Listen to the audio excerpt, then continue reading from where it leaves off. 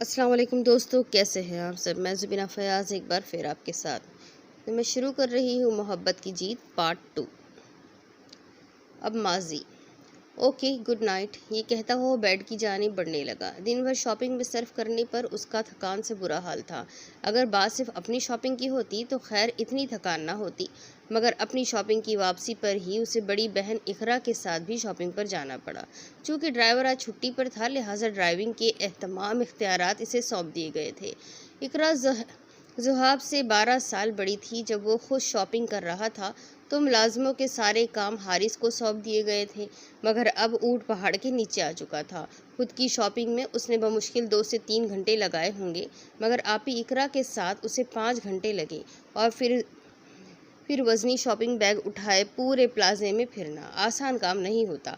घर आकर वो सोफे पर ऐसे विराजमान हुआ जैसे कि टू सर करके आया हो। आज डिनर भी उसने 9 बजे ही कर लिया और अब सुकून का सांस लेने वो अपने रूम में चला गया। कमरे की लाइट्स ऑन करने के बाद उसने वार्डरोब से अपना नाइट सूट निकाला और वॉशरूम में चेंज करने दाखिल हो गया। इस टाइम कौन फ़ोन कर रहा है। अभी वो वॉशरूम से निकला ही था कि फ़ोन की रिंग हुई। उसने बेनियाजी से फ़ोन बजता रहने दिया और अपने काम में मसरूफ़ रहा। अपने अपने कमरे की तो सब सफाई ऐसे करते हैं जैसे महल हो, और मेरा कमरा तो कूड़े का ढेर समझ रखा है। कोई सफाई करने को तैयार ही नहीं होता। स्टडी टेबल के नीचे बिखरी किताबों के ढेर को सेट किया। पलंग के नीचे पड़े कागज़ों के टुकड़ों को समेटते हुए तो दोबारा उसका सर बेड से टकराया। अल्लाह, कैसे करूँ ये सफाई। नाक मुंह चढ़ाते हुए उसने पलंग के नीचे से भी सफाई ख़त्म कर ही दी। एक बार फिर से उसे फ़ोन की रिंग सुनाई दी। बजता रहे तो भी उसने पलटकर ऐसे जवाब दिया जैसे वो फ़ोन करने वाला अभी फ़ोन बंद कर देगा, मगर फ़ोन करने वाला भी ढीठ था।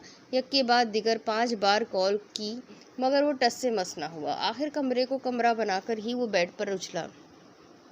नर नर्म फोम पर लेटते ही उसकी थकान उड़न छू हो गई। अल्लाह, उसने अभी आंखें बंद ही की थी कि फिर से रिंग हुई। इस बार उसे वाकई गुस्सा आया। दिल तो चाहा फ़ोन उठाकर दीवार पर दे मारे, मगर वो ऐसा नहीं कर सकता था। अगर ऐसा कर देता तो अगले 2 माह के लिए उसे बिना फ़ोन के रहना पड़ता। पिछली बार दी गई वार्निंग अभी भी उसके कान में गूंज रही थी। देखो ज़ुहाब, अब तुम मैट्रिक क्लास के स्टूडेंट नहीं हो, तुम कॉलेज के स्टूडेंट हो। अब लिहाजा अपना बचपना छोड़ दो। आइंदा अगर तुम्हारी तरफ से कोई भी कंप्लेंट मिली ना तो समझ लेना वो तुम्हारी आखिरी कंप्लेंट होगी। ओ डैड, आप।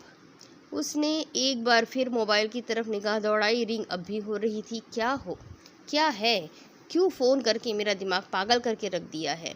उसने रिसीव करते ही अपने दिल की भड़ास उस पर निकालना शुरू कर दी। अगर आपको बुरा लगा तो मैं फ़ोन बंद कर देती हूँ। फ़ोन करने वाली एक लड़की थी। शीरी आवाज़ सुनते ही उसका गुस्सा हवा में उड़ गया। ओह सॉरी, मैं समझा कोई रॉन्ग नंबर है। वो उछलकर बैठ गया और धीमे लहजे में बात करना शुरू कर दी। वो आज मेरे नंबर पर रॉन्ग नंबर्स की बहुत भरमार हो गई है। जिसे देखो मेरे ही नंबर पर फ़ोन कर देता है।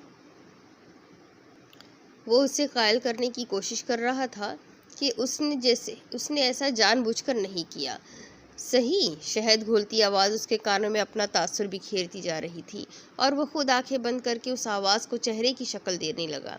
आप कैसी है। वो इस तरह बात करने लगा जैसे जानता हो कि सामने कौन है। आपको शायद गलतफहमी हुई है। मैं वो नहीं हूँ जिसे आप समझ रहे हैं। इसने बात क्लियर करने की कोशिश की। मैं बिल्कुल ठीक समझ रहा हूँ, आप वही है जिससे मैं बात कर रहा हूँ। उसने भी शौक लहजे में जवाब दिया। अच्छा, फिर ज़रा बताइए कि भला कौन है हम। आप वही है जिन्होंने मेरा नंबर खाक से भी छान मारा। वाह, आपकी तो याददाश्त बहुत कमाल है, एक ही बार में पहचान गए। ये वाकई वही लड़की थी। मेरी याददाश्त ही कमाल की नहीं बल्कि मैं खुद भी कमाल का हूँ। दोनों हंसते हुए आधे घंटे तक एक दूसरे से बात करते रहे। आधे घंटे बाद अचानक ज़ुहाब को याद आया कि उसने नाम तो पूछा ही नहीं। वैसे नाम क्या है तुम्हारा। ओह, एक ही कॉल में आप से तुम पर भी आ गए। उसका लहजा शरीर था। जो दिल को भा जाए उससे तो हम तुम ही कहते हैं, शौक लहजे में कहते हुए वो औंधे मुंह बेड पर लेट गया। उसकी बेतकल्लुफी पर वो 1 मिनट के लिए खामोश रही, जैसे शर्म व हया का दामन समेटने की कोशिश कर रही हो। मेरा नाम सखा है, ये कहते ही उसने राब्ता तो मुंतका कर दिया, मगर उसका एहसास खुद से जुदा ना कर सकी। तुम्हें भी इससे ज़्यादा बात करने की कोई ज़रूरत नहीं है। अगर वो तुम्हें पसंद नहीं करता अगर वो तुम्हें पसंद नहीं करता तो तुम क्यों उसके लिए मरी जा रही हो? फायक ने उसे समझाने की भरपूर कोशिश की, मगर वो सुनने के लिए तैयार ही नहीं थी। मैं उससे मोहब्बत करती हूँ और मोहब्बत पर किसी का जोर नहीं चलता, उसने बेनियाजी से जवाब दिया। लेकिन ये तुम भी जानती हो कि वो मोहब्बत नामी लफ्ज़ से भी नफरत करता है। फिर क्यों तुम उस शख्स के लिए अपनी ज़िंदगी बर्बाद करने पर तुली हो? सुंबल ने भी फायक की हिमायत की। बर्बाद? मोहब्बत कभी बर्बाद ज़िंदगी को बर्बाद नहीं करती, बल्कि बर्बाद हुई ज़िंदगी को एक नई राह दिखाती है। उर्वी को जैसे उस पर पूरा भरोसा था, मगर चेहरे पर निदामत के आसार न थे। तो फिर कितना इंतज़ार करना है तुमने उसका? नादिया ने भी गुफ्तगू में हिस्सा डाला। ये तो शायद मैं भी नहीं जानती, वो सच कह रही थी। इंतज़ार की हद हो चुकी थी। पहले सेमेस्टर से वो इसको पसंद करती थी और अब आखिरी सेमेस्टर ख़त्म होने वाला था, मगर उनकी कश्ती अब भी समंदर के ऐन वसत में थी। मंजिल और रास्ते सब लहरों की लपेट में थे। तुम्हारा कुछ नहीं हो सकता, फायक ने जैसे हथियार डाल दिए। मेरा नहीं, मोहब्बत का कुछ नहीं हो सकता, उसने भी बेनियाजी से कहा। नंबर को फ़ोन पर डायल करने के बाद वो काफ़ी देर तक सोचती रही कि क्या करूं, फ़ोन करूं या ना करूं। लेकिन उसका वजीह चेहरा उसकी आंखों के सामने था। उसकी खूबसूरती, उसकी बेइतनाई उसको भा चुकी थी। न चाहते हुए भी उसने फ़ोन करके ही दम लिया, मगर मुसलसल फ़ोन करने पर भी उसने फ़ोन ना उठाया तो सारी उम्मीदें दम तोड़ती मालूम हुई। बस उसने आखिरी बार ट्राई किया तो उसने यस कर दिया। काफ़ी देर गपशप करने के बाद भी उसका दिल नहीं भरा था।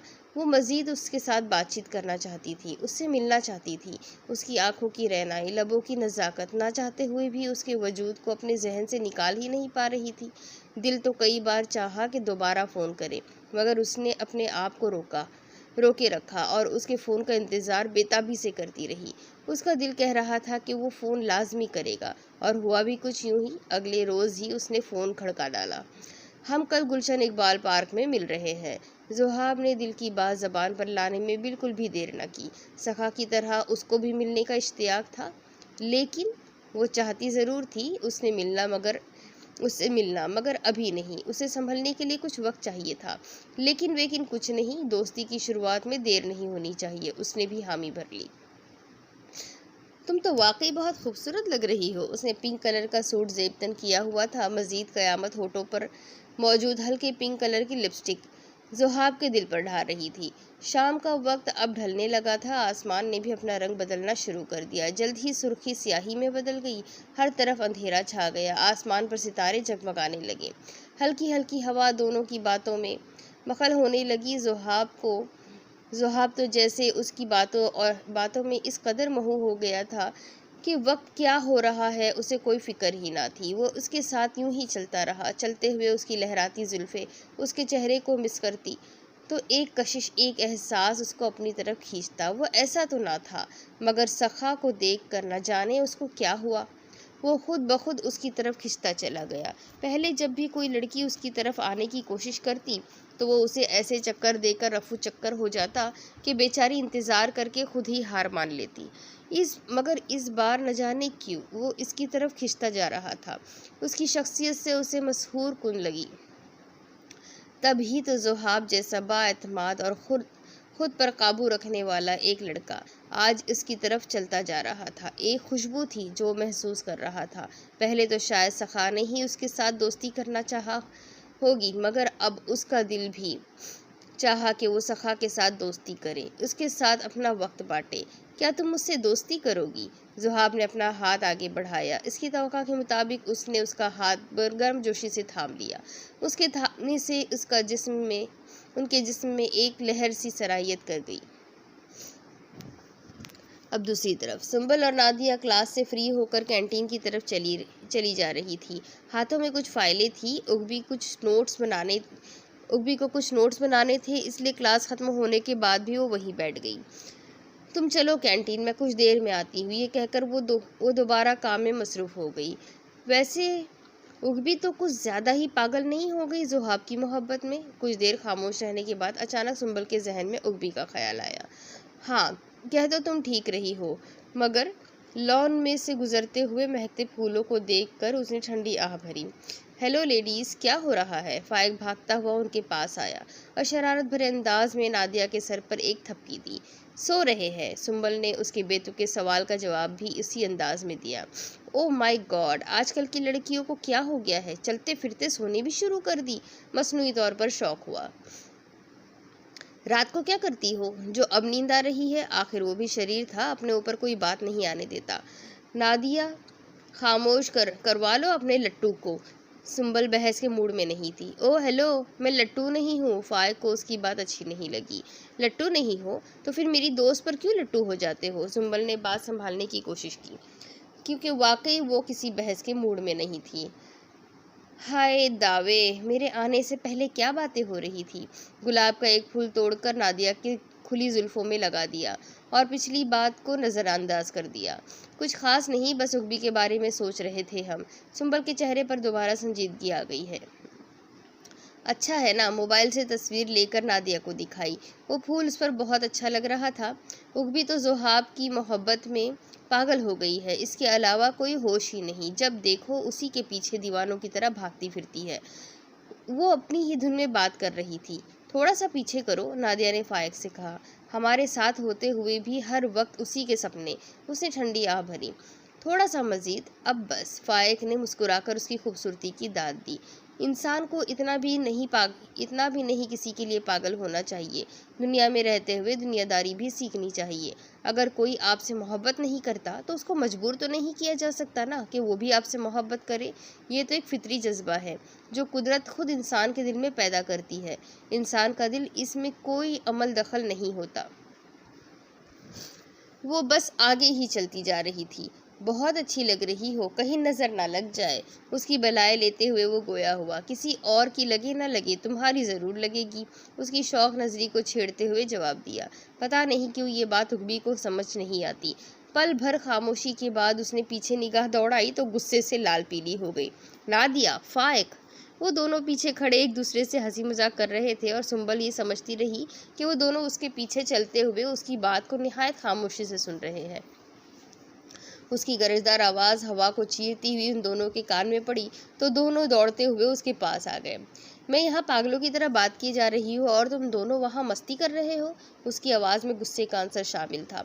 तो तुम्हें किसने कहा था कि पागलों की तरह बात करो? इंसानों की तरह बात करती। फाइक ने उसके गुस्से को दूर करना चाहा, मगर असर कुछ उल्टा ही हो गया। फाइक के बच्चे हाथ बढ़ाकर उसका गला दबाना चाहा। अभी तो हुए नहीं, मगर अपनी दोस्त को कह दो कि जल्दी हो जाए। कह दो तो जल्दी हो जाएंगे। इस बार तो सुंबल की भी हंसी निकल आई। वो तीनों एक दूसरे की आदत से बखूबी वाकिफ थे। कब, कैसे और किस तरह दूसरे के गुस्से को दूर करना है अच्छी तरह जानते थे। तुम कभी सुधरोगे नहीं। सुंबल आगे कैंटीन की तरफ बढ़ने लगी। हर तरफ रश था, कोई टेबल खाली न था। उसकी नज़रें किसी खाली टेबल की मुतलाशी थी। मैं सुधर गया तो तुम्हारी दोस्त से मोहब्बत कौन करेगा? अपना कंधा नादिया के कंधे से टकराया। वो टेबल खाली है, आओ वहाँ चलकर बैठते हैं। आखिर वो टेबल ढूंढने में कामयाब हो गई। एक कोने में टेबल खाली थी, तीनों वहाँ जाकर बैठ गए। अब बताओ क्या बात है? वो अच्छी तरह जानता था कि सुंबल कोई बात करने वाली है, इसलिए अपने चेहरे पर संजीदगी ले आई। उखबी, उसने टॉपिक का आगाज़ किया। उखबी, तो फिर मैं समझ गया कि तुम क्या बात करने वाली हो, लेकिन हम क्या कर सकते हैं? उखबी का नाम सुनते ही फाइक जान गया कि असल मसला क्या है, इसलिए फ़ौरन अपने हाथ खड़े कर दिए। लेकिन यार, सुंबल ठीक कह रही है, हमें कुछ ना कुछ तो उखबी के लिए करना चाहिए। आफ्टर ऑल वो हमारी फ्रेंड है। नादिया भी संजीदा हो गई। इस बार वो सोचने पर मजबूर हो गया। लेकिन ये तुम दोनों भी जानती हो कि ज़ुहाब किस किस्म का लड़का है। उससे बात करना अपने पाँव में कुल्हाड़ी मारने के मुतरादिफ है। फाइक ने अपना ख्याल पेश किया। कह दो तुम ठीक रहे हो, मगर उगबी ने तो उससे अपनी मंजिल मान ली है। अब फ्रेंड होने के नाते हमारा भी तो कुछ फ़र्ज़ बनता है ना। ज़्यादा नहीं तो कम से कम एक कोशिश तो कर सकते हैं। सुंबल की राय दोनों से यकसर मुख्तलिफ थी। कह तो तुम ठीक रही हो, मगर क्या किया जा सकता है? इतने में वेटर उनके लिए चाय लेकर आ गया। उनका ग्रुप इतनी बाकायदगी से कैंटीन आता था कि वेटर को भी याद हो गया कि इनको क्या पेश करना है।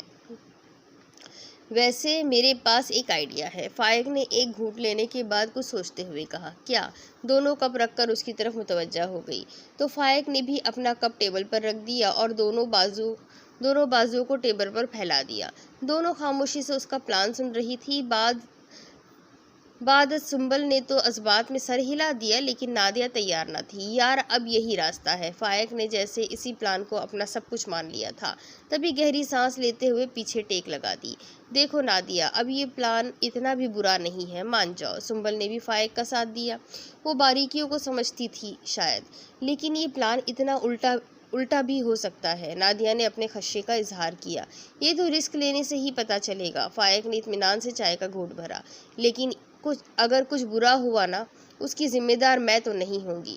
दोनों के इसरार पर वो भी अब इनके प्लान का हिस्सा तो बन गई थी, मगर नाकामी की सूरत में अपने हाथ खड़े कर लिए थे। अपना मिस्कन मेरी आंखों में बनाने वाले, ख्वाब हो जाते हैं इस शहर में आने वाले। बात कुछ भी नहीं, बस अपना मिजाज ऐसा है, हम तेरी बज़्म में वापस नहीं आने वाले। फाइक कमरे में लेटा कुछ सोच रहा था। उसके हाथों में एक तस्वीर थी, आंखों में किसी कदर नमी अपना डेरा जमाए हुई थी। खुली खिड़की से आती रात की ठंडी हवा ने उसके लहजे को भी ठंडा कर दिया था। ट्राउज़र और टी शर्ट में बिल्कुल वो बच्चों की तरह पेट के बल लेटा तस्वीर को तक रहा था, जैसे इस तस्वीर से बातें कर रहा हो। क्या हुआ? क्या सोच रहे हो माय डियर? अंसर की आवाज़ उससे ख्याल की दुनिया से बाहर ले आई। अंसर सोफे पर बैठा शूज़ उतार रहा था। कुछ नहीं भाई, वो उठकर बैठ गया। एक आंसू जो काफ़ी देर से बहने की कोशिश कर रहा था, आखिर अचानक बैठने से उसे भी बहने का मौका मिल गया। कुछ तो सोच रहे हो, कहीं नादिया के बारे में तो नहीं सोच रहे? उसके उदास चेहरे को देखते हुए अंसर ने शरारत से कहा। वो अच्छी तरह जानता था कि नादिया का नाम सुनते ही उसके चेहरे पर मुस्कुराहट आ जाएगी। भाई, अंसर का गुमान दुरुस्त साबित हुआ। वो मुस्कुरा दिया और तस्वीर को तकिए के नीचे रख दिया। हंसते रहा कर माय डियर, तुम हंसते हुए ही अच्छे लगते हो। शूज़ उतार कर उसके पास आ गया और प्यार से उसके रुखसार को नोचा तो वो अंसर के गले लग गया, जैसे किसी की याद ने उसे बेचैन किया हुआ है। फाइक, क्या हुआ? वो पहले झुका हुआ था, मगर फाइक के इस तरह बगलगीर होने पर वो बैठ गया और उसके बालों को सहलाने लगा। भाई, उसका लहजा गलूगीर था। ये क्या, तुम रो रहे हो? उसे अलहदा किया तो आंखों से आंसू बह रहे थे। मामा पापा की याद आ रही है। अगर आज वो मजीद कुछ न कह सका। पगले, इसमें रोने की क्या बात है? वो हमें छोड़कर कहाँ गए हैं? हमारे साथ तो है। उसके आंसू साफ किए तो उसने अंसर की गोद में अपना सर रख दिया। वो भी उसके बालों को सहलाने लगा। माँ बाप अगरचा औलाद की आंखों से ओझल हो जाए, लेकिन उनकी दुआएं हमेशा औलाद के साथ रहती है। माँ बाप की दुआएं हमेशा अपनी औलाद के गिर्द हिसार बनाए हुए होती है। कोई मुश्किल, कोई मुसीबत उस हिसार को पार नहीं कर सकती, जब तक इंसान खुद इस हिसार से बाहर न निकल जाए। अंसर की भी आंखें नम हो गई, मगर इसने अपने जज्बात को काबू में रखा। यही तो काम होता है बड़ों का, अपने दर्द को छुपाकर बच्चों को हौसला देना। वैसे अगर नादिया को मालूम हो गया कि उसका फाइक अभी भी बच्चों की तरह रोता है, तो कितना मज़ा आएगा ना। वो उसके उदास चेहरे को मुस्कुराता हुआ देखना चाहता था, इसलिए एक फुलझड़ी छोड़ी। भाई, उसने अपना सर गोद से उठाया और मसनूई गुस्से से सर तकिए के नीचे छुपा लिया। गुस्से में तुम बिल्कुल अच्छे नहीं लगते। उसकी कमर पर थपकी दी और फिर वार्डरोब की तरफ चला गया।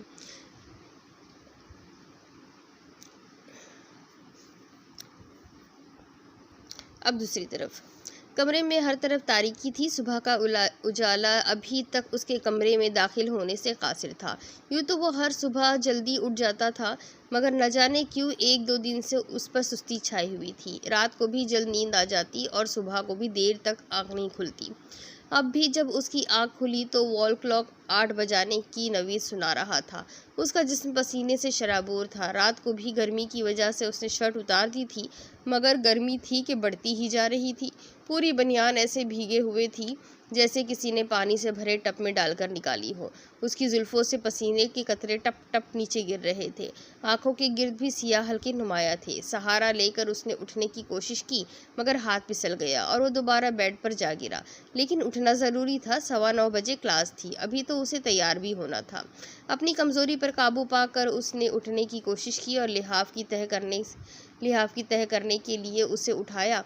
तो उसे भी भीगा हुआ पाया। उसका पूरा जिस्म पसीने से शराबूर था, आंखें बार बार बंद हो रही थी। एक पल के लिए उसने दीवार के साथ टेक लगाकर सांस ली और फिर हिम्मत करके वार्डरोब से पैंट शर्ट निकालकर वॉशरूम में चेंज करने चला गया। फ्रिज से एक दूध की बोतल निकाली और दूध को ग्लास में उंडेला और फिर ग्लास को डाइनिंग टेबल पर रख दिया। आंखें किसी कदर खुल चुकी थी मगर सुस्ती अभी भी थी। उसने फर्स्ट एड बॉक्स से 2 टैबलेट ली और उसे दूध के साथ ही खा ली। अब दूसरी तरफ, किन सोचों में गुम हो यार ज़ुहाब। हारिस क्लास के बाद उसके पास लॉन में आकर बैठ गया। कुछ दिनों से ज़ुहाब बदला बदला सा लग रहा था। क्लासें छोड़कर अकेले लॉन में बैठना उसकी आदत बनती जा रही थी। अपनी ही बसाई दुनिया में इस कदर महू रहता कि हारिस के साथ भी वक्त गुजारना उसने कम कर दिया था। कुछ नहीं, बस वैसे ही सर में दर्द हो रहा था। सर पर हाथ रखे वो धूप में बैठा था। सर में या दिल में, वो अच्छी तरह उसकी आदत से वाकिफ था। हारिस, तुम भी ना, ऐसा उटपटांग सवाल ख्याल तुम्हारे जहन में आया भी कैसे। उसके पेट में एक कोहनी रसीद की। जैसे तुम्हारे जहन में उसका ख्याल आया। वैसे नाम क्या है उसका, अपने दोस्त को भी नहीं बताएगा क्या? शरीर लहजे में पूछा। सखा नाम है उसका, मुंह चढ़ाकर जवाब दिया और ऐसे जाहिर किया जैसे कोई बात ही नहीं। वाह, भाभी का नाम तो अच्छा है। कान में सरगोशी की। भाभी, मैं बताता हूँ तुझे।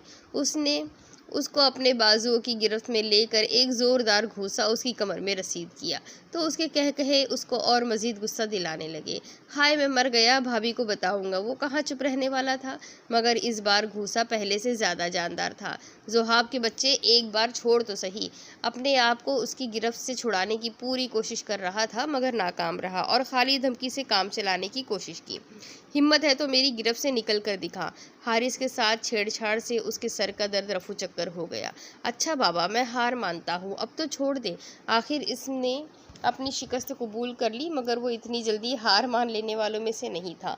ज़ुहाब को भी उस पर रहम आ गया और उसे छोड़कर फातिहाना अपने कॉलर उछालने लगा। फिर कब मिला रहे हो भाभी से? वो भी अपनी हरकत से कहाँ बाज आने वाला था। फौरन उसको छेड़कर क्लासरूम की राह की तरफ दौड़ लिया।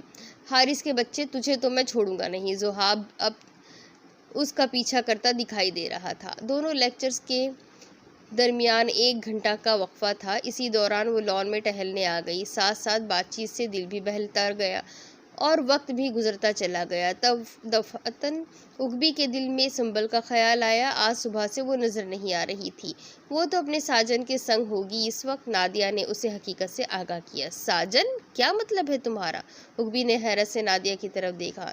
कभी ज़ुहाब के ख्यालों से बाहर निकलो तो अपने दोस्तों के बारे में मालूम हो कुछ, मगर तुम्हें इतनी फुर्सत कहाँ? नादिया ने बेनियाजी से जवाब दिया और आगे को चल दी। अब ज़्यादा ओवर मत हो, सीधी तरह बताओ। वो भी उनके पर कतरना जानती थी। जनाब साहिबा, हमारी सुंबल को एक लड़के ने पसंद कर लिया है। अब बस दोनों एक दूसरे से मिलने गए हुए हैं। उसने एक एक लफ्ज़ ठहर ठहर कर बताया। वाह, सुंबल तो बड़ी छुपी रुस्तम निकली। आने दो ज़रा, उसे बताती हूँ। इतनी बड़ी बात अपनी दोस्त से छुपा कर रखी। उसका लहजा पुरजोश था। छुपी रुस्तम तो तुम भी बहुत हो। नादिया का लहजा जिसकी तरफ था वो फ़ौरन समझ गई। अब मैं बहस के मूड में नहीं हूँ। उर्वी ने बात ही ख़त्म कर दी, मगर इसके चेहरे के तासुरात नादिया आसानी से पढ़ सकती थी। एक पल सांस लेने के लिए ठहरी। ज़िंदगी भी कितनी अजीब है ना, एक पल में कैसे रिश्ते बदल देती है। 2 इंसान जो एक दूसरे को जानते भी नहीं होते, उनके दरमियान एक ऐसा रिश्ता कायम कर देती है कि फिर सब कुछ बदल जाता है। उठते बैठते बस उसी का ख्याल दिमाग पर हावी रहता है। इंसान चाहे कितनी ही कोशिश कर ले इस सच को झुटलाने की, मगर हकीकत कहाँ छुपने वाली होती है। एक न एक दिन वो दस्तक दे ही देती है और फिर इंसान को ना चाहते हुए भी मोहब्बत का इजहार करना ही पड़ता है। उगबी के चले जाने के बाद फायक ने उसको आ घेरा। काफ़ी देर इधर उधर की हाँकने के बाद उसके जहन में न जाने क्या आया, जो उसने फायक से बात की। और करना भी चाहिए, क्योंकि अगर इजहार मोहब्बत ना हो तो इसका बीज इंसान के दिल में किसी और दर्द को परवान चढ़ने ही नहीं देता। हर रिश्ता फीका सा लगता है। रंगीन दुनिया भी रहते हुए भी इंसान ब्लैक एंड वाइट स्क्रीन में खो जाता है। और फिर वहाँ से निकलना बहुत मुश्किल हो जाता है। फाइक ने अपना नज़रिया पेश किया। और उग्बी भी शायद इसी दौराहे से गुजर रही थी। उसने ठंडी आह भरी। फिर तुम इसकी फिक्र करने बैठ गई। कहा था ना कि हम एक कोशिश करेंगे, यकीन करो। फाइक ने उसे याद दहानी करवाई। खुदा करे हमारी कोशिश कामयाब हो जाए। उसने अपने रब से इल्तिजा की। दूसरों की मोहब्बत के लिए तो दुआ कर ली, हमारी मोहब्बत के बारे में क्या ख्याल है? कब इस मोहब्बत को नाम दिया जाए? फाइक ने खुलजड़ी छोड़ी। फाइक बालों की एक लट को कानों के पीछे करते हुए गोया हुई। उसके गाल शर्म के मारे सुर्ख हो गए। फाइक उसकी हालत देखकर महफूज हो रहा था।